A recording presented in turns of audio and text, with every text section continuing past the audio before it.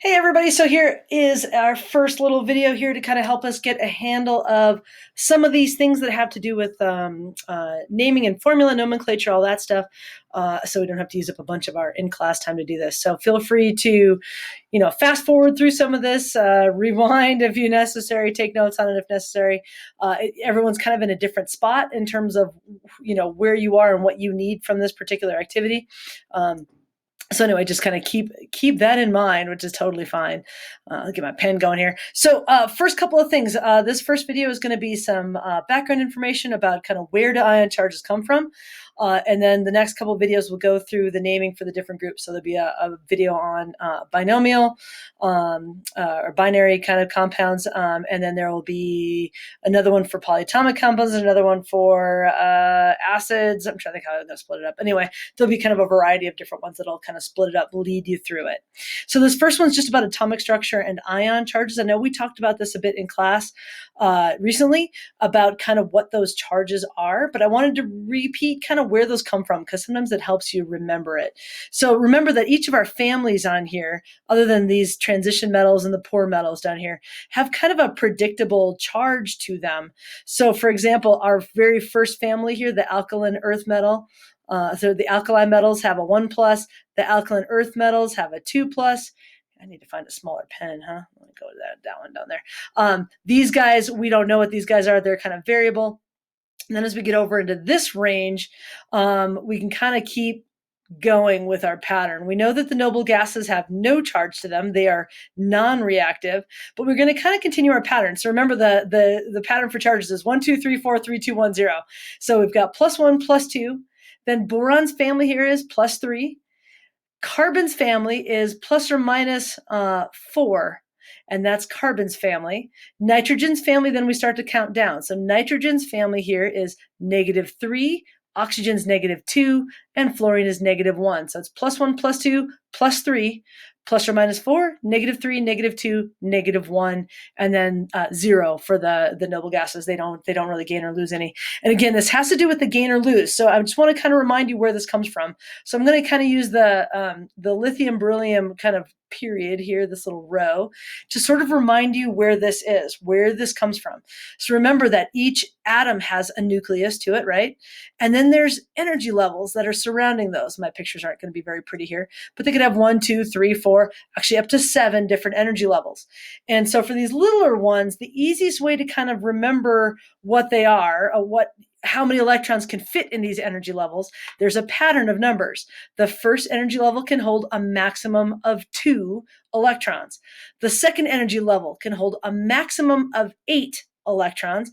And the third energy level, when it's the valence shell, can hold a maximum of 8. And in fact, any level, if it's the valence shell, in other words, the last shell, the maximum it can hold will be 8. And again, Chem 1, that's the rule that we teach. Chem 2, later on we'll start to realize that's an oversimplification as well. So we have our nucleus and we have 3 energy levels here, and our magic numbers 2, 8, and 8. And so the whole idea here is this one, that when we've got energy levels, when they are full, we would call those things stable. Energy levels that are full of electrons are chemically stable, non-reactive. That's really important. Atoms like to be stable. It's energetically lower energy, so they want to be stable and kind of be in that spot where they're happy. If they either have too many or too few electrons, that's what makes them unstable or reactive. And it's that instability that makes them form ions. And this is the important part. So ions are actually a response to atomic instability. So let's take a look at lithium. Lithium is right here. It's element number 3, which means it has 3 protons to it. So here's our nucleus. We'll say that that's got our 3 protons inside there. Here's energy level number 1. Here's energy level number 2. And it's got 3 protons, which means as an atom, it has 3 electrons. So our first 2 electrons would go in that first energy level. That energy level is now full, right? Well, where's the third electron go? Well, it has to go out here someplace. Now, this valence shell, this outside shell, is not stable, right? 8 would be stable. So this is where lithium is going to either gain some electrons to fill it up, or get rid of some electrons to make its life a little bit easier. So in this case, it's a lot easier for it to get rid of a single electron than it is to fill up, get 7 more electrons to make that full. So lithium atoms are not very stable. They've got that one extra electron. But now once it's gotten rid of it, think about what it looks like now. Now it's 3 protons, but it's only 2 electrons, and now it has an overall charge to it. And now this is the ion form of lithium. Again, it would only have these 2 electrons to it. And the difference in charge here between protons and electrons is a 1 plus charge. So lithium ions are a +1 because they've gotten rid of a single electron. And now lithium ions are actually quite stable. Lithium atoms are not stable, but lithium ions are. Now, lithium ions are also going to get into chemical reactions because now it's got a charge to it. And it's just like a magnet, right? Positive things are going to stick to negative things. So they'll stick together like little magnetic objects, but we can pull them back apart. The lithium ions themselves are pretty stable, but they do still like to participate in ionic reactions, sticking together like magnets. So that's kind of a sophisticated understanding about this. Sodium does the same thing, by the way. If we have sodium's got 11 protons and 11 electrons. So if we kind of do a short version of this, sodium would have 2 electrons in its first energy level. It would have 8 electrons in its second energy level, and it would have 1 electron in that third energy level. Notice how, like lithium and sodium, they're in that same family. So that 1 electron in the valence shell is a really consistent pattern. Everything in that first family is going to have 1 valence electron in its atomic form. And sodium, just like lithium, is going to get rid of that 1 electron, give it away to somebody else, and sodium also forms 1 plus ions. So again, these patterns to these charges is based very strongly in structures underneath. And if you take a look at the things in the alkaline earth metals here, these guys all have 2 electrons in that outside energy level. So they're all really pretty happy to get rid of 2 electrons and become a +2 charge. So I'm going to look over here on the other side, one of our negative ones, just to kind of show the other side of this. Again, I know this is review, but it's good to kind of have it back in your head to kind of envision what's happening. So I'll pick fluorine. And we talked about fluorine today, why fluorine is so particularly nasty. Now, fluorine's got 9 protons and 9 electrons to start with. So what does it look like? Did I say that right? Yeah, 9. Okay. So fluorine would have, in its first energy level, would have 2. And then in its second energy level, it would have 7, right? It's got 9 electrons. So again, full is stable, and this energy level here is very much not full. In fact, it's so close to full. It really just wants 1 more electron. That's why I said fluorine is a stripper. It likes to go strip electrons off of other things and become this. And now as soon as fluorine gets that extra electron to it, now it's an ion, and we would call it fluorine ion, or fluoride is its more technical chemical name. And fluorine becomes fluorine with a 1 minus charge. Now, fluorine as an ion is now stable. Fluorine as an element is incredibly reactive. Again, it's a stripper. It's going to go grab electrons off of other things. Oxygen does the same thing. Oxygen is like this. It's got a total of 8 electrons to it. There would be 2 in the first energy level and 6 in that second energy level. And you can see 6 is close to full. So what does oxygen want to do? Well, oxygen wants to get 2 more electrons like that, fill itself up, and become oxide, or oxygen ions. And again, this is kind of relating to where do these patterns come from. Now, when we get to these bigger elements, definitely some weirder things happen in these, which is why they have some variable charges to it. And I know that makes it a little bit more uncomfortable in terms of kind of remembering the charges. But if you can kind of remember the pattern, the +1, +2, +3, ±4, -3, -2, -1, and 0. That's really the key to it. But I wanted to give you some background for the underneath in terms of where those things come from. Now, why does this matter? Well, because this has to do with bonding. So now that we know that certain things like to gain or lose electrons, and we know that they can stick together, now we need one more little piece of this, which is how do atoms start to interact? So there's 2 big categories. I know you know this stuff. You've heard of this before, ionic bonds and covalent bonds. So let's kind of think about the differences between these really quick. So ionic bonds, we're talking about someone had done this thing, gained or lost electrons, usually some point in time in the past, not as a result of this, but sometime previous, they had become ions. So you have that positive and negative charges to it. So some vocab here, remember what our terms are. These are called cations, There you go. Or I've heard it cations, which is crazy, but cations. The negative ones are called anions. There you go. If it's lost electrons and become positive, it is a cation.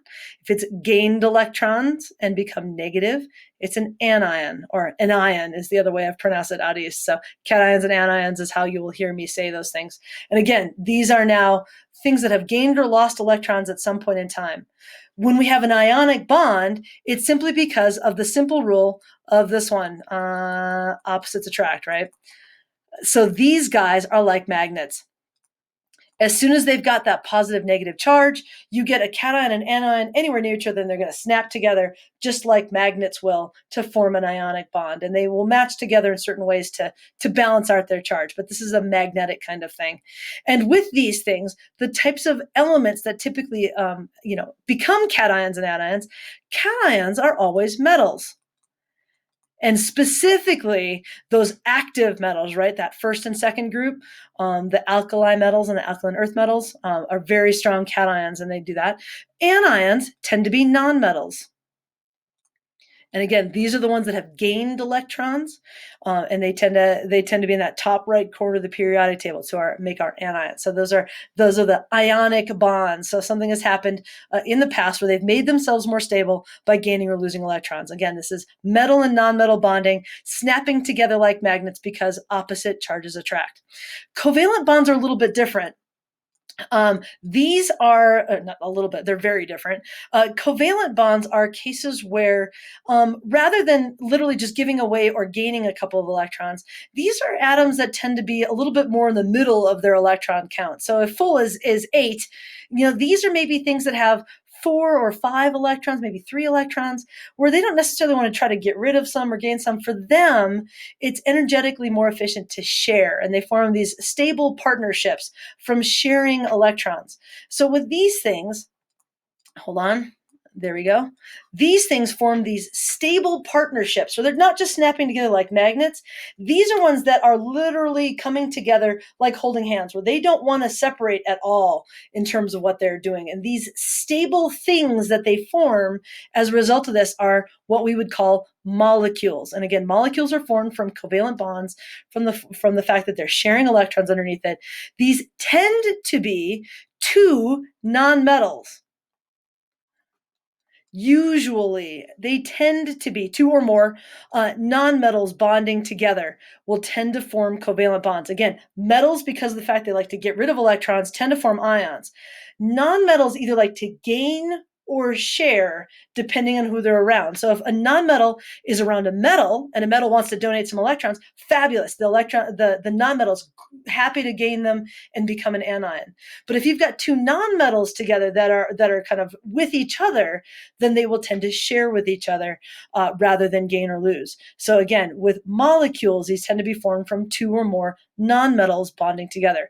We can also have some molecules that end up with overall charges to them. Those are called polyatomic ions, and then we'll see those a little bit later on as well. So again, these interplay between these different types of atoms, whether they're metals and nonmetals, whether they gain or lose electrons or share electrons because they're very similar, has a lot of impact upon the types of compounds that are being formed. Oh, there's one last word I want to put up in here.